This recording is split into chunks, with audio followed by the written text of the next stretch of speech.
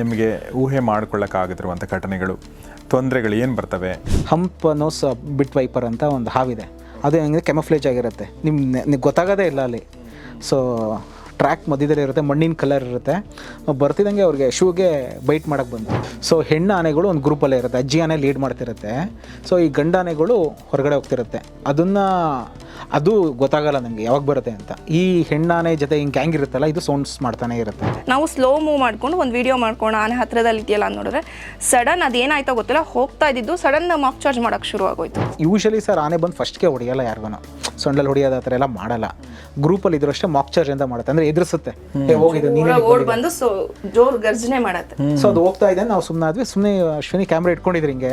So ಹೋಗಿ ಮತ್ತೆ ವಾಪಸ್ ಬಂದು ಕಾರ್ ಹತ್ರ ಅಟ್ಯಾಕ್ ಮಾಡೋ ಥರ ಬಂದು ಈ ಥರ ಆಗಿದೆ. ಆದರೂ ಕೂಡ ಅಟ್ಯಾಕ್ ಮಾಡುವಂಥ ಪ್ರಾಣಿ ಅಂದರೆ ಆನೆನೇ. ಕರ್ನಾಟಕದಲ್ಲಿ ನಾವು ಈ ಥರ ಟ್ರೆಕ್ಕರ್ಸ್ಗಿರ್ಬೋದು ಅಥವಾ ಟ್ರಾವೆಲರ್ಸ್ಗಿರ್ಬೋದು, ಗೌರ್ಮೆಂಟಿಂದ ಟೂರಿಸಂ ಡಿಪಾರ್ಟ್ಮೆಂಟಿಂದ ಏನು ಫೆಸಿಲಿಟಿಗಳಿದೆ? ನೀವು ಸೋಲೋ ಆಗಿದ್ರೆ ಎಲ್ಲಿ ಬೇಕಾದ್ರೆ ಸುತ್ತಾಡಬೇಡಿ, ಯಾಕಂದ್ರೆ ಏನೂ ಹರಡಲಿರಲ್ಲ.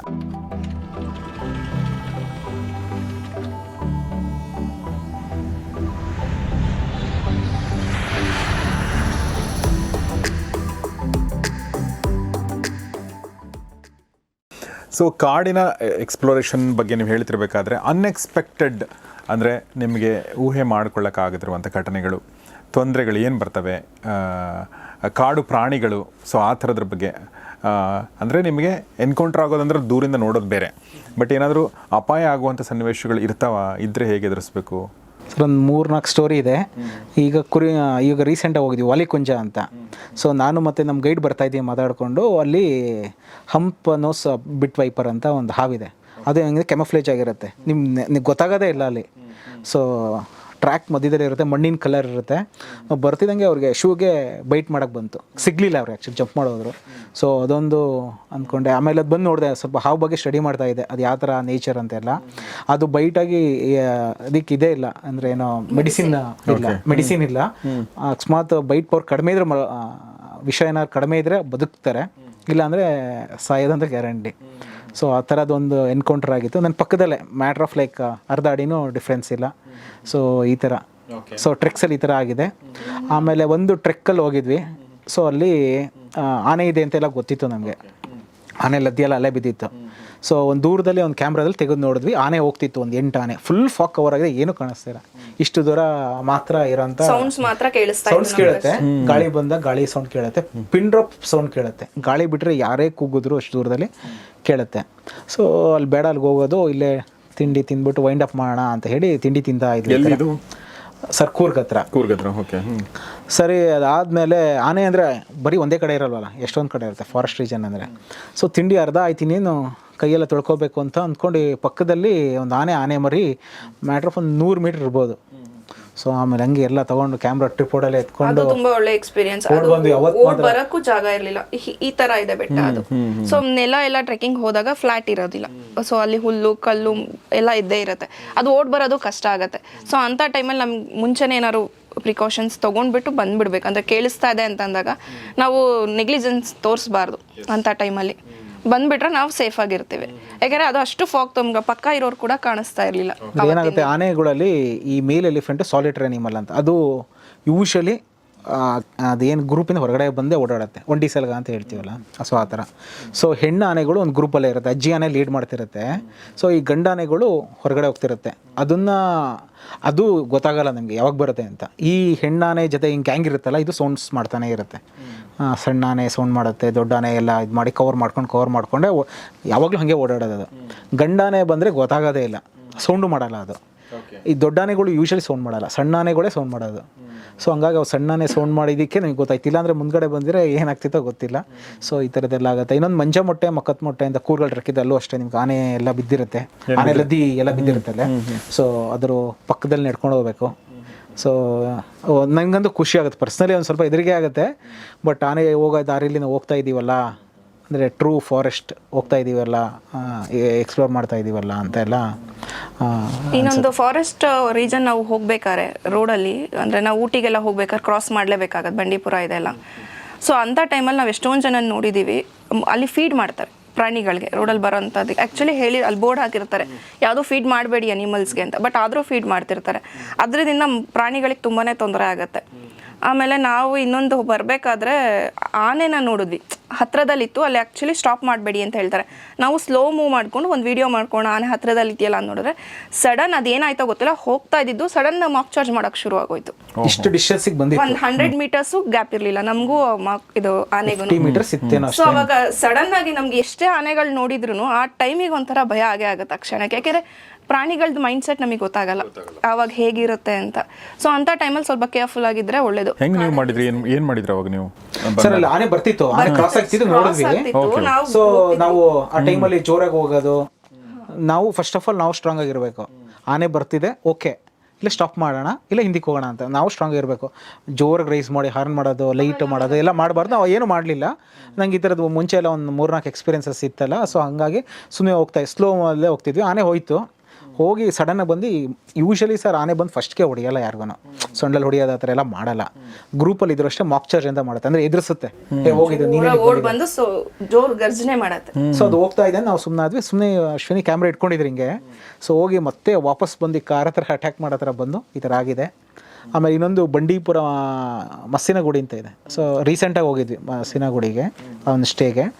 ಬಂಡೀಪುರ ಸ್ಟೇ ಮಾಡಿ ಸುಮ್ಮನೆ ಮಸ್ಸಿನಗುಡಿಗೆ ಕಾರಲ್ಲಿ ಹೋಗ್ಬೋದು, ಇಟ್ ಈಸ್ ಅಲೋಡ್ ಫಾರೆಸ್ಟ್ ಒಳಗಡೆ. ಅಲ್ಲೂ ಅಷ್ಟೇ, ಅಲ್ಲಿ ಒಂದು ಆನೆ ಕಾಣಿಸ್ತು, ಆಮೇಲೆ 2 ಕಾಣಿಸ್ತು. ಆಮೇಲೆ ನೋಡಿದ್ರೆ ಗ್ರೂಪಲ್ಲಿ ಇತ್ತು, ಒಂದು 12-13 ಆನೆ ಇತ್ತು ಅಲ್ಲಿ. ಸೊ ಎಲ್ಲ ಕಾರಲ್ಲಿ ಹಿಂಗೆ ನಿಲ್ಲಿಸ್ಕೊಂಡಿದ್ರು. ಬಂತು ಇದೇ ಥರನೇ ಮಾಕ್ ಚಾರ್ಜ್ ಮಾಡ್ತಾವೆ. ಅಂದರೆ ಏನು ಮಾಡಬಾರ್ದು, ಮಾಕ್ ಚಾರ್ಜ್ ಮಾಡಿದಾಗ ಹೋಗೋದು, ಹಿಂದಕ್ಕೆ ಹೋಗೋದು. We should not bother elephants, ಅವ್ರು ನಾವು ಬಾದರ್ ಆಗಬಾರ್ದು. ಸುಮ್ಮನೆ ರೈಸ್ ಮಾಡಿ ಎಲ್ಗೋ ಗುದ್ಬಿಡೋದು ಆ ಥರದ್ದೆಲ್ಲ ನೋಡಿದ್ದೀವಿ, ಬಂದು ಬೀಳೋದು ಎಲ್ಲ. ಸ್ಟ್ರಾಂಗ್ ಆಗಿರಬೇಕು, ಏನು ಯೂಶಲಿ ಏನು ಮಾಡಲ್ಲ ಆ ಥರ ಬಂದು. ಆದರೂ ಕೂಡ ಅಟ್ಯಾಕ್ ಮಾಡುವಂಥ ಪ್ರಾಣಿ ಅಂದರೆ ಆನೆನೇ. ಆನೆ, ಕರಡಿನೂ ಇದೆ, ಬಟ್ ಕರಡಿ ಆ ಥರ ಎಕ್ಸ್ಪೀರಿಯನ್ಸ್ ಆಗಿಲ್ಲ. ಆನೆಗಳ್ದು ನಮಗೆ ಮಾಕ್ ಚಾರ್ಜಸ್ ಒಂದು 3-4 ಸಲ ಆಗಿದೆ, ಬಟ್ ಏನೋ ತೊಂದರೆ ಆಗಿಲ್ಲ. Very nice. ಕರ್ನಾಟಕ ರಾಜ್ಯದ ಬಗ್ಗೆ ಮಾತಾಡಿದರೆ, ಕರ್ನಾಟಕದಲ್ಲಿ ನಾವು ಈ ಥರ ಟ್ರೆಕ್ಕರ್ಸ್ಗಿರ್ಬೋದು ಅಥವಾ ಟ್ರಾವೆಲರ್ಸ್ಗಿರ್ಬೋದು, ಗೌರ್ಮೆಂಟಿಂದ, ಟೂರಿಸಮ್ ಡಿಪಾರ್ಟ್ಮೆಂಟಿಂದ ಏನು ಫೆಸಿಲಿಟಿಗಳಿದೆ ಕೈಲಾಶ್, ಅದ್ರ ಬಗ್ಗೆ ಹೇಳ್ಬೋದಾ? ಸರ್ ಈಗ ಇದ್ರದ್ದು ನಮ್ಮ ಕರ್ನಾಟಕ ಗೌರ್ಮೆಂಟ್ ಅವರು ಜಂಗಲ್ ರೆಸಾರ್ಟ್ಸ್ ಮತ್ತು ಜಂಗಲ್ ಕ್ಯಾಂಪ್ಸ್ ಅಂತ ಇದೆ. ಹೌದು. So jungle resorts it is price ಒಂದು ಹೈಯರ್ ಎಂಡ್, ಯಾಕಂದರೆ ಫೆಸಿಲಿಟಿ ಹಂಗೆ ಇರುತ್ತೆ. ಜಂಗಲ್ ಕ್ಯಾಂಪ್ಸ್ ಅಂತ ಇದೆ. So jungle camps are relatively cheaper than jungle lodges. ಅದು ವೀರಪ್ಪನ್ ಕಾಡಲ್ಲಿ ಅಲ್ಲೊಂದು ಕಡೆ ಜಂಗಲ್ ಕ್ಯಾಂಪ್ ಇದೆ, ಗೋಪಿನಾಥ ಮಿಸ್ಟ್ರಿ ಟ್ರಯಲ್ಸ್ ಅಂತ. ಸೊ ಇನ್ನೊಂದು ಇದು ಚಿಕ್ಕಮಂಗ್ಳೂರು ಹತ್ರ ಒಂದಿದೆ. ಜಂಗಲ್ ಕ್ಯಾಂಪ್ಸ್ ಒಂದು 4-5 ಇದೆ, ರಿಲೇಟಿವ್ಲಿ ಚೀಪರ್ ಇದೆ. ಇದು ಜಂಗಲ್ ಲಾಡ್ಜಸ್ ಮತ್ತು ನೆಟ್ಸ್ ಅಂಥದ್ದು. ಅದು ಬಿಟ್ಟು ಫಾರೆಸ್ಟ್ ಡಿಪಾರ್ಟ್ಮೆಂಟ್ ಅವ್ರದ್ದೇ ಕಾಟೇಜಸ್ ಇದೆ ನಮ್ಮ ಕರ್ನಾಟಕದಲ್ಲಿ. ಸೊ ಬಂಡೀಪುರ ಟೈಗರ್ ರಿಸರ್ವ್.org ಅಂತ ಕ್ಲಿಕ್ ಮಾಡಿದ್ರೆ ಅಲ್ಲಿ ಸಫಾರಿ ಮತ್ತು ಸ್ಟೇಗೆ ಅಕಾಮಿಡೇಷನ್ಸ್ ಇದೆ. ಅಲ್ಲಿ ಒಂದು ವನಶ್ರೀ ಅಂತ ಇದೆ, ಚಿತಾಲ್ ಅಂತ ಇದೆ. ಇದೆಲ್ಲ ಕಾಟೇಜಸ್ ವೆರಿ ಅಫೋರ್ಡಬಲ್. ಎಷ್ಟಾಗುತ್ತೆ? 3 ಹೇಳಿ ನನಗೆ, ಅಂದರೆ ಜಂಗಲ್ ಲಾಡ್ಜಸ್ ಹೇಳಿ, ಕ್ಯಾಂಪ್ಸ್ ಹೇಳಿ, ಆಮೇಲೆ ಇನ್ನೊಂದು ಹೇಳಿದ್ರಲ್ಲ ಈಗ forest department cottages. Forest department. So ಇದು ಏನು ಅಂದರೆ ಅದು ತುಂಬ ಕಾಸ್ಟ್ಲಿ ಇರುತ್ತೆ. ಅದು ನಾನು ನಿನ್ನೆ ಮಾತಾಡ್ತಾ ಇದ್ದೆ, 18,000 ಒಂದು ದಿನಕ್ಕೆ. ಹೌದು, ಒಂದು ನೈಟ್ಗೆ ಕಪ್ಪಲ್ಗೆ. ಸೊ 15,000 ಎಲ್ಲ ಇದೆ, 20,000 ಇರುತ್ತೆ ಜಂಗಲ್ ಲಾಡ್ಜಸ್ ಅಲ್ಲಿ. ಅದರಲ್ಲಿ ವಿತ್ ನಿಮಗೆ ಸಫಾರಿ ಎಲ್ಲ ಇನ್ಕ್ಲೂಡ್ ಆಗಿರುತ್ತೆ. ಸಫಾರಿ ಎಲ್ಲ ಡೀಪಾಗಿ ಕರ್ಕೊಂಡು ಹೋಗ್ತಾರೆ ಕಾಡಿಗೆ. 2 ಟೈಮ್ಸ್ ಸಫಾರಿ ಇನ್ಕ್ಲೂಡ್ ಆಗಿರುತ್ತೆ. 2 ಟೈಮ್ಸ್ ಸಫಾರಿ ಇನ್ಕ್ಲೂಡಿಂಗ್ ಫುಡ್ ಎಲ್ಲ ಇರುತ್ತೆ. ಸೊ ಹಾಗಾಗಿ ಮತ್ತೆ ತುಂಬ ಸ್ಟ್ಯಾಂಡರ್ಡಾಗಿ ಮೇಂಟೈನ್ ಮಾಡ್ತಾರೆ. ಲೈಕ್ 5 ಸ್ಟಾರ್ ಹೋಟೆಲ್ ಹೆಂಗೆ ಮಾಡ್ತಾರೆ ಆ ಥರ ಎಲ್ಲ ಫುಡ್ ಅಷ್ಟು ಚೆನ್ನಾಗಿರುತ್ತೆ. ಸೊ ಒಂದು ಪ್ಯಾಕೇಜು. ಸೊ ಪ್ರತಿ ಸಲ ನಾವು ಹೋಗೋಕ್ಕಾಗಲ್ಲ, ಬೇಕು ಅಂದಾಗ ಪ್ರತಿ ಸಲನೂ 15,000 ಸ್ಪೆಂಡ್ ಮಾಡೋಕ್ಕಾಗಲ್ಲ ಅಲ್ವಾ. ಸೊ ಹಾಗೆ ಫಾರೆಸ್ಟ್ ಡಿಪಾರ್ಟ್ಮೆಂಟ್ ಕಾಟೇಜಸ್ ಇರುತ್ತೆ, ನಿಮಗೆ ಓಕೆ ಥರ ಇರುತ್ತೆ ರೂಮ್ ಅಂತ ಏನೋ ನಿಮ್ಗೆ ಇರಲ್ಲ. So you have to compromise on the ರೂಮ್ದು ಎಲ್ಲ ಲಕ್ಸುರಿ ಇದೆಲ್ಲ, ಬಟ್ ಫುಡ್ ಇನ್ಕ್ಲೂಡ್ ಆಗಿರಲ್ಲ. ಅವ್ರದ್ದೇ ಒಂದು ಕ್ಯಾಂಟೀನ್ ಇರುತ್ತೆ, ಅಲ್ಲಿ ಬೇಸಿಕ್ ಫುಡ್ ಸಿಗುತ್ತೆ. So it is okay to get adjusted. Okay, ಅದು ಎಷ್ಟು ಅದಕ್ಕೆ? ಸರ್ ಅದಕ್ಕೆ 1,500 2,000 ಬಂಡೀಪುರದಲ್ಲಿ ಶುರು ಆಗುತ್ತೆ. ಓಕೆ. ಅಲ್ಲಿ ವನಶ್ರೀ ಅಂತ ಇದೆ, ಅದು ಸುಮಾರು ಒಂದು 80 ವರ್ಷದ ಹಳೆಯ ಬಿಲ್ಡಿಂಗ್. ಅದು ರಾಜರ ಕಾಲದ, ಒಡೆಯರ್ ಕಾಲದ ಬಿಲ್ಡಿಂಗ್. ಅವ್ರು ಬಂದಾಗ ಅಲ್ಲಿ ಉಳ್ಕೊತಿದ್ರಂತೆ, ಈಗ ಅದನ್ನೇ ಕಾಟೇಜ್ ಮಾಡಿದ್ದಾರೆ. ಚಿತಾಲ ಅಂತ ಇದೆ ಅಲ್ಲೇ, ಮತ್ತು ಹರಿಣಿ ಅಂತ ಇದೆ. ಎಲ್ಲ ಒಂದೊಂದು 100 ಮೀಟರ್ಸಲ್ಲಿ ಮಂಗಳ ಅಂತ ವಿಲೇಜ್ ಇದೆ ಬಂಡೀಪುರಕ್ಕೆ ಹೋದರೆ. ನೀವು ಹೋಗ್ಬೇಕಾದ್ರೆ, ಊಟಿಗೆ ಹೋಗ್ಬೇಕಾದ್ರೆ ಎಲ್ಲ ಲೆಫ್ಟಲ್ಲಿ ಇದೆ ಕಾಟೇಜಸ್ ಇದೆ ಅಲ್ಲಿ. ಸೊ ಒಂದು 100 ಮೀಟ್ರದಲ್ಲಿ ಇದೆ. ಅಲ್ಲಿ ಒಂದು ರೆಸಿಡೆಂಟ್ ಲೆಪರ್ಡ್ ಇದೆ, ನಿಮ್ಗೆ ಯಾವಾಗಲೂ ಕಾಣಿಸುತ್ತೆ. ನಾವು ಜಿಂಕೆಗಳು ಕಾಣಿಸುತ್ತೆ. ಲೆಪರ್ಡ್ ಅಂದರೆ ನಿಮ್ಗೆ ಯಾವಾಗಲೂ ಅಲ್ಲೇ ಇರುತ್ತೆ. ಅಲ್ಲಿ ಒಂದು 2-3 ಲೆಪರ್ಡ್ ಇದೆ, ಅದ್ರ ಮರಿಯಲ್ಲ. ಸೊ ನನಗೂ ಹೋದಕ್ಕೆ ಸಿಕ್ಕಿಲ್ಲ. ನನ್ನ ಫ್ರೆಂಡ್ಸ್ ಎಲ್ಲ ಈಗ ರೀಸೆಂಟಾಗಿ ಹೋಗಿ ಶೂಟ್ ಮಾಡಿದ್ದಾರೆ, ಅಂದರೆ ವಿಡಿಯೋ ಶೂಟು. ಸೊ ಅವ್ರಿಗೆಲ್ಲ ಒಳ್ಳೆ ಸೆಟ್ಟಿಂಗ್ ಆಗಿದೆ. 3 ದಿನ ಆಗಿದೆ. ಬಟ್ ಆನೆ ಎಲ್ಲ ನೋಡಿದ್ದೀವಿ ಪಕ್ಕದಲ್ಲಿ. ಅದೇ ಹೇಳಿದ್ನಲ್ಲ, ಬಿಗ್ ಕ್ಯಾಟ್ಸ್ ಸಿಕ್ಕಿಲ್ಲ. ಆ ಥರ ನಮ್ಮ ಪಕ್ಕದ ರಾಜ್ಯ ಮುದುಮಲೈ ತಮಿಳ್ನಾಡು ಮುದುಮಲೈ ಫಾರೆಸ್ಟ್ ಇದೆ, ಅಲ್ಲೂ ಇದೇ ಥರನೇ ಇದೆ ಕಾಟೇಜಸ್. ಅಭಯಾರಣ್ಯಂ ಅಂತ ಇದೆ, So, ಅದೇ ಮಸನಗುಡಿ ಇದೆ. ಕಡಿಮೆ ಅಂದ್ರೆ ನೀವು ಹೇಳ್ತಾ ಇರೋದು ಕಡಿಮೆ ಅಂದರೆ ಫಾರ್ 2 people 2000 1,000 ಆಗುತ್ತೆ. ನಿಮಗೆ ಊಟ ತಿಂಡಿ ಒಂದು ಊಟಕ್ಕೆ 100 ರೂಪಾಯಿ ಇರುತ್ತೆ, ತಿಂಡಿಗೆ ಒಂದು 80 ರೂಪಾಯಿ ಇರುತ್ತೆ, ಕಾಫಿಗೆ ಒಂದು 20, ವೆರಿ ಅಫೋರ್ಡಬಲ್ ಪ್ರೈಸಲ್ಲಿ. So these are 2 types. ಒಂದು ಜಂಗಲ್ ಲಾಡ್ಜಸ್ ಬೇರೆ, ಫಾರೆಸ್ಟ್ ಡಿಪಾರ್ಟ್ಮೆಂಟ್ ಅವ್ರದ್ದು ಬೇರೆ. ಇದು ನಾನು ಹೇಳಿದ ಬಂಡೀಪುರದ. ನಾಗರಹೊಳೆ ಇದೆ, ನಾಗರಹೊಳೆಯಲ್ಲಿ ಗಂಗೋತ್ರಿ ಅಂತ ಇದೆ, ಮತ್ತೊಂದು ಡಾರ್ಮೆಟ್ರಿ ಇದೆ. ಗಂಗೋತ್ರಿನ ರೆನೋವೇಟ್ ಮಾಡ್ತಾ ಇದ್ದಾರೆ, ನಾವು ಹೋಗಿದ್ದೆ ಲಾಸ್ಟ್ ಅಂತ ಹೇಳಿದ್ರು. ಅದು ಅಷ್ಟೇ ತುಂಬ ರಾಜರ ಕಾಲದ ಬಿಲ್ಡಿಂಗ್, ತುಂಬ ಬ್ರಿಟಿಷ್ ಅವ್ರ ಕಾಲದ ಬಿಲ್ಡಿಂಗ್. ಎಷ್ಟೊಂದು ಬ್ರಿಟಿಷ್ ಕಾಲದ ಬಿಲ್ಡಿಂಗ್ಸ್ ಅವರು ಅಲ್ಲಲ್ಲಿ ಫಾರೆಸ್ಟಲ್ಲಿ ಮಾಡಿರೋದು. ಇದು ಇಂಟ್ಯಾಕ್ಟ್ ಆಗಿತ್ತು, ಅದನ್ನು ಏನೋ ಸ್ವಲ್ಪ ತೆಗೆದುಬಿಟ್ಟು ರೆನೋವೇಟ್ ಮಾಡ್ತಾ ಇದ್ದಾರೆ. ಮತ್ತು ಅಲ್ಲಿ ಸರ್ ಒಂದು ಕೇವಲ 500 ರೂಪಾಯಿಗೆ ನೀವು ಸ್ಟೇ ಆಗ್ಬೋದು ಇದರಲ್ಲಿ. ನಾಗರಹೊಳೆ ಟೈಗರ್ ರಿಸರ್ವ್ ಅಲ್ಲಿ ಒಳಗಡೆನೆ ಸುಮಾರು ಒಂದು 10 ಜನಕ್ಕೋ 12 ಜನಕ್ಕೋ ಡಾರ್ಮೆಟ್ರಿಗೆ ಆಗುತ್ತೆ. ನೀವು ಡಿವೈಡ್ ಮಾಡ್ಕೊಂಡ್ರೆ ಪರ್ ಹೆಡ್ ಅಂತ. ಸೊ ಒಂದು 500-600 ರೂಪಾಯಿ ಒಳಗಡೆ ಮಾಡ್ಬೋದು. ಭಾಳ ಅಫೋರ್ಡೆಬಲ್ ಹಂಗಾದ್ರೆ. 500 rupees ಪರ್ ಪರ್ಸನ್ ಬೀಳುತ್ತೆ. ಫುಡ್ ಪಕ್ಕದಲ್ಲೇ ಕ್ಯಾಂಟೀನ್ ಇದೆ. ಸೊ ಟು ಸ್ಟಾರ್ಟ್ ವಿತ್ ಈ ತರ ಶುರು ಮಾಡಿ ಆಮೇಲೆ ನೀವು ಹೈಯರ್ ಎಂಡ್ಗೆ ಹೋಗ್ಬೋದು, ಇಲ್ಲ ಹೈಯರ್ ಎಂಡ್ ಶುರು ಮಾಡಿ ಈ ತರ ಬರ್ಬೋದು. ಡಿಪೆಂಡ್ಸ್, ನಿಮ್ಮ ಫ್ಯಾಮಿಲಿ ಇದ್ರೆ ನೀವು ಹೈಯರ್ ಎಂಡ್ಗೆ ಹೋಗೋದು, ಇಲ್ಲ ಅಂದ್ರೆ ನೀವು ಸೋಲೋ ಇದ್ದೀರಾ, ಫ್ರೆಂಡ್ ಜೊತೆಗೆ ಇದ್ದೀರಾ ಅಂದ್ರೆ ನೀವು ಕಡಿಮೆ ಬಜೆಟ್ ಆಗಿ ಹೋಗ್ತೀನಿ ಅಂತಂದ್ರೆ ಈ ಥರ ಹೋಗ್ಬೋದು.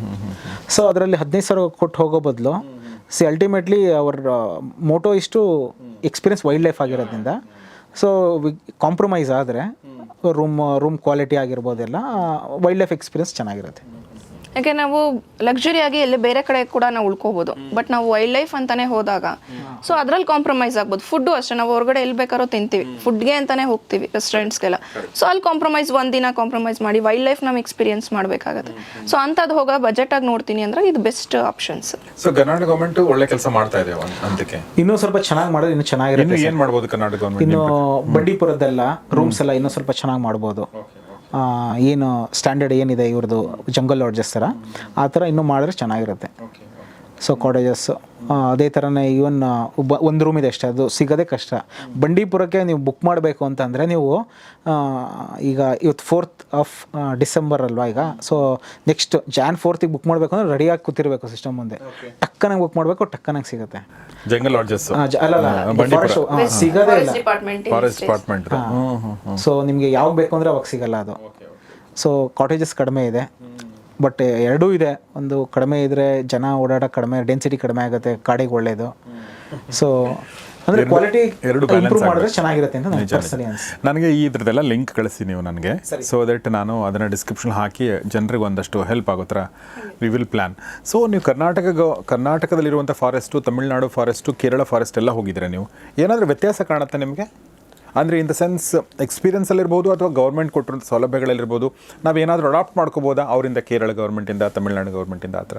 ಸರ್ ಕೇರಳದು ನನಗೆ ಇಷ್ಟ ಆಯಿತು ಸರ್. ಅದು ಟೈಗರ್ ರಿಸರ್ವಲ್ಲಿ ನಾವು ಇದು ಈವನ್ ಏನು ಚಿಕ್ಕಮಂಗ್ಳೂರು ಟ್ರೆಕ್ಸ್ ಎಲ್ಲ ಏನೇ ಇದ್ರೋ ಅದು ಎಲ್ಲ ಕಾಡಲ್ಲೇ ಇರೋದು. ಸೊ ಅಲ್ಲಿ ಏನಂದರೆ ಟೈಗರ್ ರಿಸರ್ವಲ್ಲಿ ಟ್ರೆಕ್ಕಿಂಗ್ ಅಂತ ಇಲ್ಲ. ಈವನ್ ಪರಂಬಿಕುಲಮಲ್ಲೂ ಹಾಗೆ ಇದೆ. ಟೈಗರ್ ರಿಸರ್ವ್ ಒಳಗಡೆ ಕರ್ಕೊಂಡು ಹೋಗ್ತಾರೆ, ಜೊತೆ ಇಟ್ಕೊಂಡು ಒಂದು ಗನ್ ಮ್ಯಾನ್ ಇರ್ತಾರೆ, ಆರ್ಮ್ಡ್ ಗನ್ನು, ಅವ್ರ ಜೊತೆ ಬಂದು ನಿಮ್ಮ ಜೊತೆ ಕರ್ಕೊಂಡು ಬರ್ತಾರೆ. ನಾವು ಫೀಸು ನಾರ್ಮಲ್ ಆಗಿದೆ, 400 ರೂಪಾಯಿ 500 ರೂಪಾಯಿ ಇದೆ ಅಲ್ಲಿ ಪರ್ ಹೆಡ್ ಟ್ರೆಕ್ಕಿಂಗ್ಗೆ ಅಂತ. ಸ್ಟೇ ಆಪ್ಷನ್ಸ್ ಎಲ್ಲ ಯೂನಿಕ್ ಆಗಿರೋಂಥದ್ದು ಇದೆ. ಅಂದರೆ ಅದಕ್ಕೆ ಜಿಯೋಗ್ರಫಿನ ಮ್ಯಾಟ್ರ್ ಆಗುತ್ತೆ. ನಮ್ಮದ್ರಲ್ಲೂ ಇದೆ, ಇಲ್ಲ ಅಂತ ಹೇಳ್ತಾ ಇಲ್ಲ. Jungle lodges they are good in terms of accommodations south ಇಂಡಿಯಾದಲ್ಲಿ, ಬಟ್ ಅಲ್ಲಿ ರಿಲೇಟಿವ್ಲಿ ಚೀಪರ್ ಪ್ರೈಸಲ್ಲಿದೆ, ಮತ್ತು ಆಪ್ಷನ್ಸ್ ಜಾಸ್ತಿ ಇದೆ ಅಂತ ಅನಿಸ್ತು.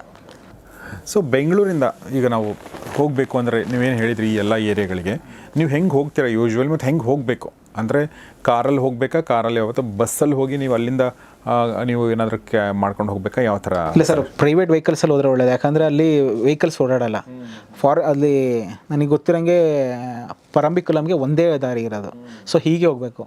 ಸೊ ಬಸ್ಸಸ್ ಎಲ್ಲ ಇಲ್ಲ. ಸೊ ಪ್ರೈವೇಟ್ ವೆಹಿಕಲ್ ಕರ್ನಾಟಕ ಇಲ್ಲ ಸರ್, ನಂಗೆ ಗೊತ್ತಿರೋ ವೆಹಿಕಲ್ಸ್ ನನಗೆ ಯಾವುದೋ ಅಲ್ಲಿ ಕಾಣಲಿಲ್ಲ ಅದು ಒಳಗಡೆ. ಬಂಡೀಪುರ ಎಲ್ಲ ಊಟಿಗೆ ಹೋಗ್ಬೇಕಾದ್ರೆ ಅಲ್ಲಿ ಮಂಗಳ ಅಂತ ಇದೆ, ಅಲ್ಲಿ ಸ್ಟಾಪ್ ಕೊಡ್ಬೋದು, ಅದನ್ನ ಮಾಡ್ಕೋಬಹುದು. Better to go in private vehicle. Private ವೆಹಿಕಲಲ್ಲಿ ಹೋದರೆ ಒಳ್ಳೇದು. Preferably like 4 wheeler. ಕೆಲವು ಕಡೆ 2 wheelers ಅಲೋ ಮಾಡಲ್ಲ, ಕೆಲವು ಫಾರೆಸ್ಟಲ್ಲಿ 2 wheelersಲ್ಲಿ ಅಲೋ ಮಾಡಲ್ಲ. ಸೊ ಹಂಗಾಗಿ ಸೇಫ್ಟಿ ಕನ್ಸರ್ನ್ ಇರೋದಕ್ಕೆ ಕಾರಲ್ಲಿ ನಾವು ಆ್ಯಕ್ಚುಲಿ ಹೋಗಿದ್ದು ಕಾರಲ್ಲಿ.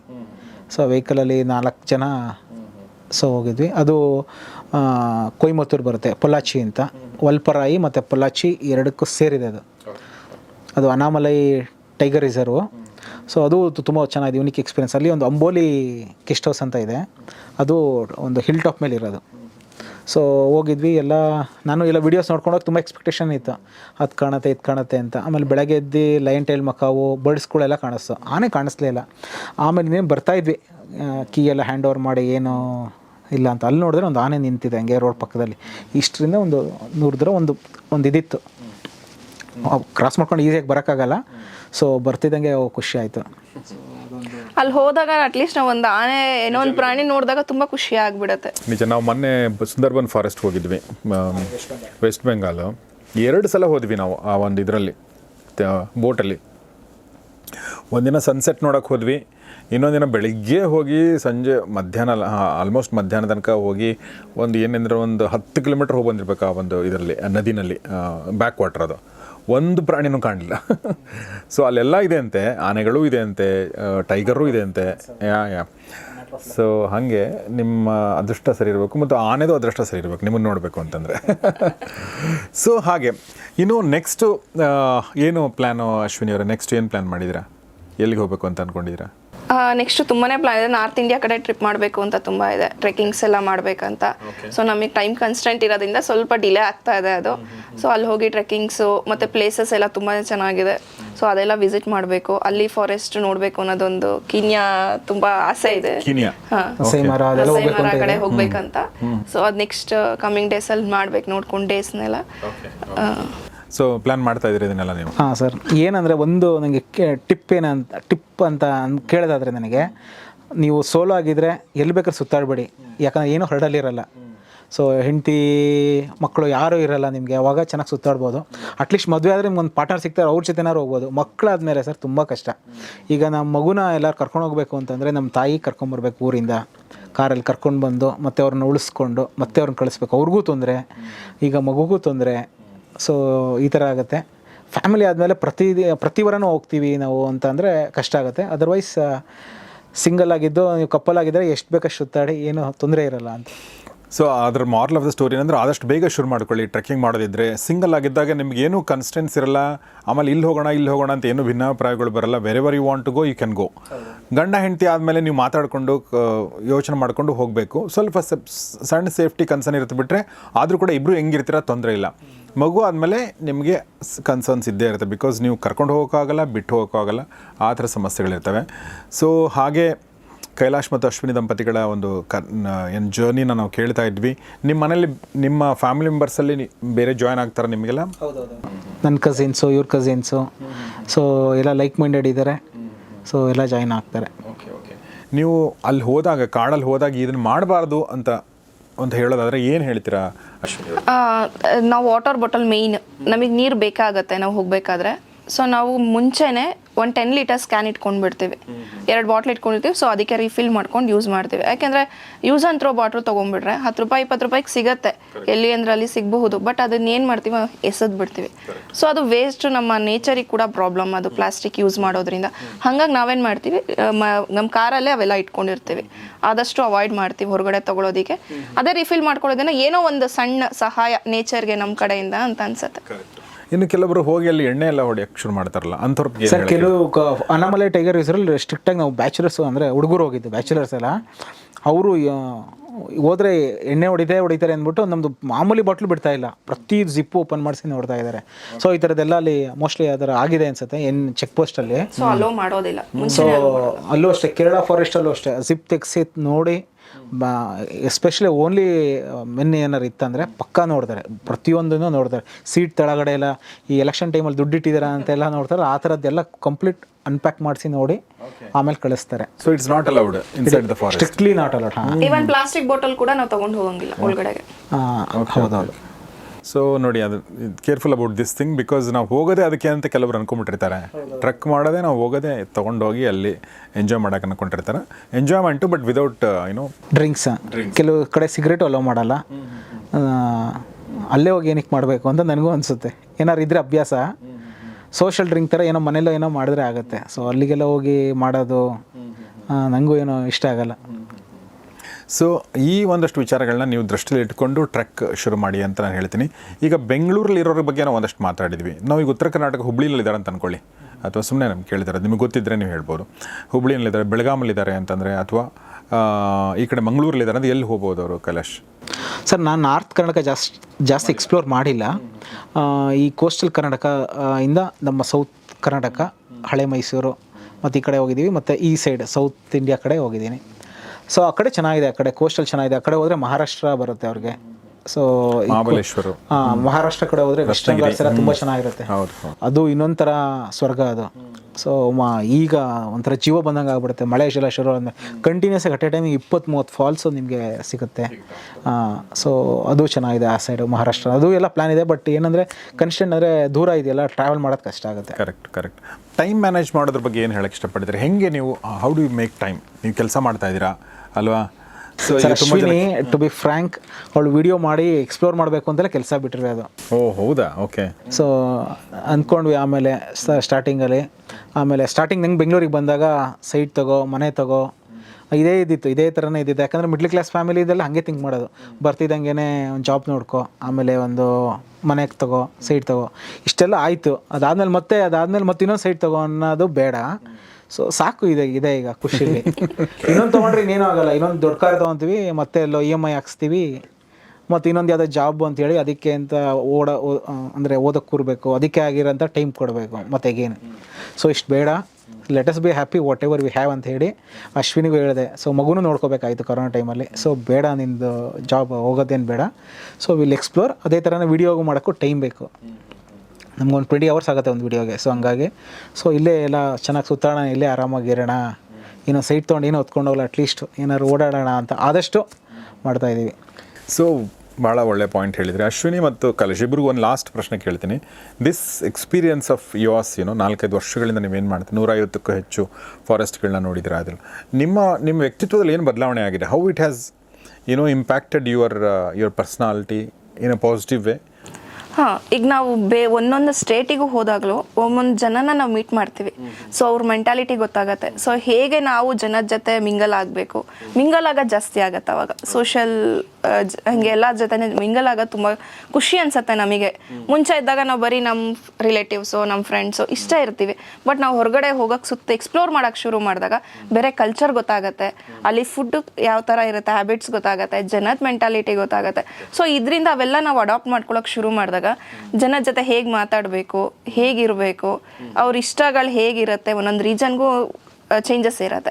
ಸೊ ಇದೆಲ್ಲ ನಮ್ಮ ಲೈಫಲ್ಲಿ ಕೂಡ ಅದು ನಾವು ಅಡಾಪ್ಟ್ ಮಾಡ್ಕೊಂಡಿದ್ದೀವಿ. ತುಂಬ ಖುಷಿ ಅನಿಸುತ್ತೆ. ಅದೆಲ್ಲ ತುಂಬ ಜನದ ಕಾಂಟ್ಯಾಕ್ಟ್ ಕೂಡ ಸಿಕ್ಕಿದೆ ನಮಗೆ. ಯಾರೋ ಗೊತ್ತಿಲ್ಲದಿದ್ದವರು ನಾವು ತುಂಬ ದೊಡ್ಡ ವ್ಯಕ್ತಿಗಳದ್ದು ಎಕ್ಸಾಂಪಲ್ ನಿಮ್ಮ ಮೀಟ್ ಮಾಡುವಂಥ ಸೌಭಾಗ್ಯ ಸಿಕ್ತು ನಮಗೆ. ಸೊ ಈ ಥರ ತುಂಬ ಜನದನ್ನ ಮೀಟ್ ಮಾಡಿದ್ದೀವಿ. ಸೊ ಅದೆಲ್ಲ ಒಂಥರ ಖುಷಿ ಇದೆ ನಮಗೆ ಲೈಫಲ್ಲಿ. ಸೊ ನಿಮ್ಗೆ ಏನು ಅನ್ಸುತ್ತೆ, ನಿಮ್ಮ ಲೈಫು ಅಥವಾ ನಿಮ್ಮ ವ್ಯಕ್ತಿತ್ವ ಹೇಗೆ ಬದಲಾಗಿದೆ? ಸರ್, ವಿಡಿಯೋ ಮಾಡೋಕ್ಕೆ ಹೋದ್ಮೇಲೆ ಕ್ಯಾಮ್ರಾ ನೋಡಿದ್ಮೇಲೆ 2 ಥರ ಒಂದಿದೆ. ಒಂದು ಪಾಸಿಟಿವ್, ನೆಗೆಟಿವ್ ಆಸ್ಪೆಕ್ಟ್. ಅಂದರೆ ಇಲ್ಲಿ ಶೂಟ್ ಮಾಡಬೇಡಿ, ಅವರವರೇ ಟಾಸ್ಕ್ ತೊಗೊಂಡ್ಬಿಡ್ತಾರೆ, ಇದು ಮಾಡೋಂಗಿಲ್ಲ, ಇದು ಮಾಡೋಂಗಿಲ್ಲ, ಡ್ರೋನ್ ಫ್ಲೈ ಮಾಡೋಂಗಿಲ್ಲ, ಆ ಥರ ಎಲ್ಲ ನಿಮ್ಗೆ ಆಗೋಗಿದೆ ತುಂಬ ಕಡೆ. ಆಮೇಲೆ ಕೆಲವು ಕಡೆ ತುಂಬ ನೋಡ್ಬಿಟ್ಟು ಕ್ಯಾಮ್ರಾನೆಲ್ಲ ನೋಡಿ ಅವರೇ ಬಂದು ಮಾತಾಡ್ಸಿದ್ದಾರೆ. ಕೆಲವೊಂದು ಯಾರೋ ಒಬ್ಬರು DF ಮುದುಮಲೆಯಲ್ಲಿ ಕರೆದ್ಬಿಟ್ಟು ಏನಪ್ಪ ಏನು ಅಂತೆಲ್ಲ ಹೇಳಿ, ನೀವು ಸಬ್ಸ್ಕ್ರೈಬ್ ಮಾಡ್ಕೊತೀನಿ, ನೋಡ್ತೀನಿ ಅಂತೆಲ್ಲ ಹೇಳಿ, ಅಕ್ಕಪಕ್ಕದಲ್ಲಿ ಇರೋದೆಲ್ಲ ಆ್ಯಕ್ಚುಲಿ ಅಲೋ ಇಲ್ಲ. ಅಲ್ಲಿ ಕಾಡು ಒಳಗಡೆ ಒಂದು ಸ್ಟೇ ಇದೆ, ಅದನ್ನ ಬುಕ್ ಮಾಡಿರಲಿಲ್ಲ. ಅಲ್ಲಿಗೆ ಹೇಳಿ ಕರ್ಕೊಂಡೋಗಿ ನೋಡಿ, ಇವ್ರಿಗೆ ತೋರಿಸಿ, ಇವ್ರಿಗೊಂದ್ಸಲ ಅಂತೆಲ್ಲ ಹೇಳಿ ಎಲ್ಲ ಹೇಳಿದ್ದು ಉಂಟು. ಸೊ ಪಾಸಿಟಿವ್ಸ್, ನೆಗೆಟಿವ್ಸ್ ಎರಡೂ ಇದೆ. ಮತ್ತು ಇನ್ನೊಂದೇನು ಅಂದರೆ, ಜನ ನೋಡಿ ಸರ್ ನೀರು ಕುಡಿತಾರೆ. ಎಷ್ಟೋ ಇಲ್ಲೂ ಬೆಂಗಳೂರಲ್ಲೂ ಎಲ್ಲ ಕಡೆನೂ ಹಿಂಗೆ ಕುಡ್ದು ಹಿಂಗೆ ಎಸ್ಬಿಡ್ತಾರೆ. ನನಗೆ ಅದೇನೋ ಗೊತ್ತಿಲ್ಲ, ಸಿಟ್ಟು ಬಂದುಬಿಡುತ್ತೆ. ನನ್ನ ಸಣ್ಣ ಆದರೂ ಪರವಾಗಿಲ್ಲ, ಚಿಕ್ಕವನಾದ್ರೂ ಪರವಾಗಿಲ್ಲ, ಅವ್ರ ಮುಂದೆ ಅಂತೇಳಿ ತೊಗೊಂಡೋಗಿ ಒಂದು ಕಡೆ ಹಾಕ್ತೀನಿ. ಸೊ ಆ ಥರ ಏನೋ OCD ಅಂತಾರೆ, ಏನಂತಾರೆ ಗೊತ್ತಿಲ್ಲ, ಬಟ್ ಈ ಥರ ಎಲ್ಲ ತುಂಬ ಕಡೆ. ಆಮೇಲೆ ನಂಗೆ ಒಬ್ಬರು ಓರಿಯಾ ಅಂತ ಒಬ್ಬರು ಲೇಡಿ ಬಂದಿದ್ರು ಅಂತ ಹೇಳಿದೆ ನಿಮಗೆ. ಅವರು ಇದರಿಂದ ಜರ್ಮನಿಯಿಂದ ಏನೋ ಬಂದಿರೋ, ರಷ್ಯಾದಿಂದ ಬಂದಿರೋ ಲೇಡಿ. ಅವರು ಅಷ್ಟೇ, ಅವ್ರು ಕೇಳಿದೆ ನಾನು. ಸೊ ಇಲ್ಲಿ ಯೋಗ ಪ್ರಾಕ್ಟೀಸ್ಗೇನೋ ಬಂದು ನಿಮಗೆ ಟ್ರೆಕ್ಕಿಂಗಲ್ಲಿ ಹಂಗೆ ಪರಿಚಯ ಆದರು. ಸೊ ನಿಮ್ಗೆ ಹಿಂಗೆ ಅನಿಸ್ತು ನಿಮ್ಗೆ ಇಂಡಿಯಾ ಅಂತ ಅಂದೆ. ನಿಮ್ಮ ಇಂಡಿಯನ್ಸು ಮನೆ ಚೆನ್ನಾಗಿ ಇಟ್ಕೊತೀರ, ಪಕ್ಕದ ಚೆನ್ನಾಗಿ ಇಟ್ಕೊಳ್ಳಲ್ಲ ಅಂದರು. ಆಮೇಲೆ ನಿಂಗೆ ಏನು ಅಂತ ಅರ್ಥ ಆಗಿಲ್ಲ. ಅವರು ಟ್ರೆಕ್ ಹೋದಾಗ ಯಾರ್ಯಾರೋ ಬೇರೆ ಗ್ಯಾಂಗ್ ಅವ್ರು ಬಂದಿರೋರು ಕ್ಯಾಪ್ ತೊಗೊಂಡು ಎಸೆಯೋದು, ಎಸಿಬೇಕು ಅಂತ ಎಸೆಯಲ್ಲ, ಸುಮ್ಮನೆ ಏನೋ ಮಾಡ್ತಾರೆ ಅವರು. ಆ ಥರ ಇಂಪಾರ್ಟೆನ್ಸ್ ಏನಕ್ಕೆ ಒಂದು ಸಣ್ಣದ್ರಲ್ಲೂ ಈ ಥರ ಮಾಡ್ತಾರೆ ಅಂತ ಹೇಳಿ ಒಬ್ಬ ಫಾರಿನರ್ ಲೇಡಿ ನಮಗೆ ಒಂಥರ ಎನ್ಲೈಟನ್ ಮಾಡ್ದಂಗೆ ಆಯಿತು. ಅವ್ರು ಹೇಳಿ ನಿಜ ಅಂತ ಅನ್ನಿಸ್ತು. ನಮ್ಮ ಮನೆ ಕ್ಲೀನಾಗಿ ಇಟ್ಕೊಂಡು ಕಸಲ್ಲಿ ಎಸಿತೀವಿ, ಎಲ್ಲಿಗೆ ಹೋಗ್ತಾ ಇದೆ ಅಂತ ಗೊತ್ತಿಲ್ಲ. ಸೊ ಅವಾಯ್ಡ್, ಬೇರೆ ಇದೆಲ್ಲ ಈ ಥರ ಎಲ್ಲ ಅವಾಯ್ಡ್ ಮಾಡಿದ್ರೆ ನಮ್ಮ ಬ್ಯೂಟಿಫುಲ್ ಗ್ರೀನರ್ ಪ್ಲಾನೆಟ್ಗೆ ಒಳ್ಳೆಯದಾಗುತ್ತೆ. That's very nice. ಸೊ ಹಾಗೆ ಐ ಆಮ್ ನಾಟ್ ಫ್ರೀ ಅನ್ನೋ ಯೂಟ್ಯೂಬರ್ ಯೂಟ್ಯೂಬ್ ಚಾನಲ್ ನಡೆಸ್ತಿರುವಂಥ 150ಕ್ಕೂ ಹೆಚ್ಚು ಕಾಡುಗಳನ್ನ ಟ್ರಾವೆಲ್ ಮಾಡಿರುವಂಥ ಎಕ್ಸ್ಪ್ಲೋರ್ ಮಾಡಿರುವಂಥ ಕೈಲಾಶ್ ಮತ್ತು ಅಶ್ವಿನಿ ಅವ್ರ ಜೊತೆಗೆ ಮಾತಾಡಿದ್ವಿ. ಸೊ ಅವ್ರ ಚಾನಲ್ ಲಿಂಕ್ ಕೂಡ ನಾನು ಡಿಸ್ಕ್ರಿಪ್ಷನ್ ಹಾಕಿದ್ದೀನಿ. ಮತ್ತು ಅವ್ರು ಹೇಳಿರುವಂಥ ಜಂಗಲ್ ಲಾಡ್ಜಸ್ ಇರ್ಬೋದು, ಅದು ಫಾರೆಸ್ಟ್ ಡಿಪಾರ್ಟ್ಮೆಂಟ್ ಇರ್ಬೋದು, ಅದೆಲ್ಲರ ಲಿಂಕ್ಗಳನ್ನ ಕೂಡ ನಾನು ಡಿಸ್ಕ್ರಿಪ್ಷನ್ ಹಾಕಿದ್ದೀನಿ. ಎಕ್ಸ್ಪ್ಲೋರ್ ಮಾಡಿ. ನಿಮಗೆಲ್ಲ ಒಂದೇ ಸಲ ಸಿಕ್ಬಿಡುತ್ತೆ ಅಂತ ಅನ್ಕೋಬೇಡಿ, ಅಥವಾ ಇದೆಲ್ಲ ಅರ್ಥ ಆಗ್ಬಿಡುತ್ತೆ ಅಂತ ಅನ್ಕೋಬೇಡಿ. Go and explore and R&D ಮಾಡಿ, ರಿಸರ್ಚ್ ಮಾಡಿ, ಫೋನ್ಗಳು ಮಾಡಿ, ಆವಾಗ ನಿಮಗೆ ಒಂದಷ್ಟು ಮಾಹಿತಿ ಸಿಗ್ತಾ ಹೋಗುತ್ತೆ. ನಿಧಾನವಾಗಿ ನೀವು ಶುರು ಮಾಡ್ಬೋದು. ಮತ್ತು ಕೈಲಾಶ್ ಅಶ್ವಿನಿ ಅವರೇ ಒಂದಷ್ಟು ಪಾಠಗಳನ್ನ ಕೂಡ ಹೇಳಿದ್ದಾರೆ. ಅಂದರೆ ಯಾವ ಥರ ನೀವು ಅವರ ಅನುಭವದ ಆಧಾರದ ಮೇಲೆ ಅವರು ಒಂದಷ್ಟು ಲೆಸನ್ಗಳನ್ನ ಕೊಟ್ಟಿದ್ದಾರೆ. ಅದನ್ನು ಕೂಡ ದಯವಿಟ್ಟು ನೋಡಿ. ಅದರ ಲಿಂಕ್ ಕೂಡ ನಾನು ಡಿಸ್ಕ್ರಿಪ್ಷನಲ್ಲಿ ಹಾಕಿರ್ತೀನಿ. ಇಷ್ಟು ಹೇಳ್ತಾ ಕೈಲಾಶ್, ತುಂಬ ಧನ್ಯವಾದ ನಿಮಗೆ ನಮ್ಮ ಜೊತೆ ಇನ್ವೈಟ್ ಮಾಡಿ. ತುಂಬ ಖುಷಿ ಆಯಿತು. ತುಂಬ ಥ್ಯಾಂಕ್ಸ್ ನಿಮ್ಗೆ ಕೂಡ. ನಿಮ್ಮ ಚಾನಲ್ ತುಂಬ ದಿನದಿಂದ ನೋಡ್ತಾ ಇದ್ದೆ. ಒಂದಿನ ಇಲ್ಲಿ ಬಂದು ಕೂರ್ತೀನಿ ಅಂತೆಲ್ಲ ಅಂದ್ಕೊಂಡಿರಲಿಲ್ಲ. It is a great privilege for us also sir. Thank you sir. ಒಳ್ಳೆಯದಾಗಲಿ. ಸೊ ಇದೇ ಥರ ನಿಮ್ಮ ಎಕ್ಸ್ಪ್ಲೋರೇಷನ್ ಕಂಟಿನ್ಯೂ ಮಾಡಿ. ಯಾಕೆಂದರೆ ಜೀವನದಲ್ಲಿ ಒಂದು ಉತ್ಸಾಹ ಅನ್ನೋದು ಈ ಥರ ಒಂದು ಘಟನೆಗಳಿಂದ, ಈ ಥರ ಒಂದು ಮಾಡೋದ್ರಿಂದ ಬರುತ್ತೆ. ಇಲ್ಲಾಂದ್ರೆ ಅದೇ ಮೊನೋಟನಸ್ ಲೈಫು ಅಂತಂದರೆ ಒಂಥರ ಲೈಫಲ್ಲಿ ಉತ್ಸಾಹ ಕಳ್ಕೊಂಡ್ಬಿಡ್ತೀವಿ. ಸೊ ಪ್ರತಿ ಭಾನುವಾರ ಅಂದರೆ ನಿದ್ದೆ ಮಾಡೋದು ಅಷ್ಟೇ ಆಗ್ಬಿಟ್ಟಿರುತ್ತೆ. ಹಂಗೆ ಬೇಡ. ತಿಂಗಳಿಗೆ ಒಂದು ಸಲನೋ 2 ತಿಂಗಳಿಗೆ ಒಂದು ಸಲನೋ ಈ ಥರದೊಂದು ಪ್ಲ್ಯಾನ್ ಮಾಡ್ಕೊಂಡಾಗ ನಿಮ್ಗೆ ಗೊತ್ತಿಲ್ಲದಂಗೆ ಒಂದು ಉತ್ಸಾಹ ಬರುತ್ತೆ. ಯಾಕಂದರೆ ಹೊಸ ಜಾಗಕ್ಕೆ ಹೋಗ್ತಿರ್ಬೇಕಾದ್ರೆ ಮತ್ತು ಹೊಸ ಜಾಗ ನೋಡಿದಾಗ, ಹೊಸ ಜಾಗದಿಂದ ಬಂದಾಗ ಆ ಉತ್ಸಾಹ ಒಂದು ಕಾಯಂ ಆಗಿರುತ್ತೆ. ಸೊ ಹೀಗಾಗಿ ಸಂಚಾರಿ ಕಾರ್ಯಕ್ರಮ ಮಾಡೋ ಉದ್ದೇಶನೇ ಅದು. ಸೊ ಎಕ್ಸ್ಪ್ಲೋರ್ ಮಾಡಿ ಜಗತ್ತನ್ನು, ಬ್ಯಾಗನ್ನು ಪ್ಯಾಕ್ ಮಾಡ್ಕೊಳ್ಳಿ ಮತ್ತು ಮನೆಯಿಂದ ಹೊರಗೆ ಬಿದ್ದು ಮಾತಾಡಿಸಿ. ಸೊ ನಮ್ಮ ನಾಣ್ಣುಡಿದೆಯಲ್ಲ, ದೇಶ ಸುತ್ತು ಕೋಶ ಓದು ಅಂಥೇಳಿ. ಸೊ ದೇಶ ಸುತ್ತೋದನ್ನು ನಾವು ಮಾಡೋಣ. ಕೋಶ ಅಂತ ಓದೋದು ಇರುತ್ತೆ, ಬಟ್ ದೇಶ ಸುತ್ತೋದನ್ನು ಮಾಡೋಣ ಅಂತ ಹೇಳ್ತಾ ಇವತ್ತಿನ ಈ ಎಪಿಸೋಡ್ ಮುಗಿಸ್ತಾ ಇದ್ದೀನಿ. ನಿಮಗೆ ಸಂಚಾರಿ ಕಾರ್ಯಕ್ರಮ ಹೇಗೆ ಅನ್ನಿಸ್ತು ಅನ್ನೋದನ್ನು ದಯವಿಟ್ಟು ಕಮೆಂಟ್ ಬಾಕ್ಸಲ್ಲಿ ತಿಳಿಸಿ. ಮತ್ತು ಯಾವುದೋ ಒಂದು ಪರ್ಟಿಕ್ಯುಲರ್ ಡೆಸ್ಟಿನೇಷನ್ ಬಗ್ಗೆ, ಪರ್ಟಿಕ್ಯುಲರ್ ವಿಚಾರದ ಬಗ್ಗೆ, ಟ್ರಾವೆಲ್ ರಿಲೇಟೆಡ್ ವಿಚಾರದ ಬಗ್ಗೆ ಏನಾದರೂ ಪ್ರಶ್ನೆ ಇದ್ದರೆ ಅದನ್ನು ಕಮೆಂಟ್ ಬಾಕ್ಸಲ್ಲಿ ತಿಳಿಸಿ. ನೋಡ್ತಾರೆ ಗೌರಿ ಶೆಟ್ಟಿ ಸ್ಟುಡಿಯೋ, ನೋಡ್ತಾರೆ ಸಂಚಾರಿ ಕಾರ್ಯಕ್ರಮ. ನಮಸ್ಕಾರ.